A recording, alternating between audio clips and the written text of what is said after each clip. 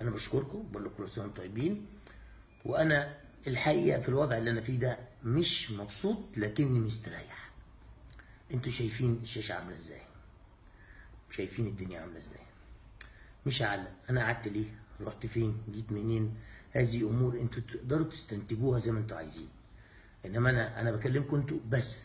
انما انا مش عايز اطلع في التلفزيون ومش حابب اطلع في اي حته، ويمكن بعضكم يفهم ايه المغزى من الكلام، لكن انا مش هتكلم خالص. واللي حصل حصل. انا عملت تجربه عملت فيها كل المجهود اللي اقدر اعمله. بعدين انتوا اديتوني حب كبير جدا جدا وانا بشكركم. نرجع يمكن ما نرجعش، احتمال كبير، لكن في وسيله. الدنيا اتطورت، في وسيله دايما للتواصل حتى ولو بالقلوب.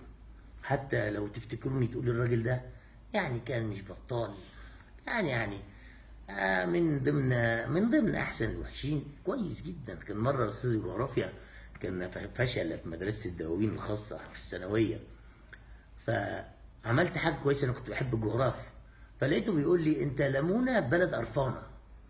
فانا ما فهمتش طبعا ايه اللي بيقصد ايه. بعدين جيت قلت لامي، قالت لي ده معناه ان انت احسن الوحشين اللي موجودين في الفصل، لاني رسمت له خريطه الوطن العربي وبتاع.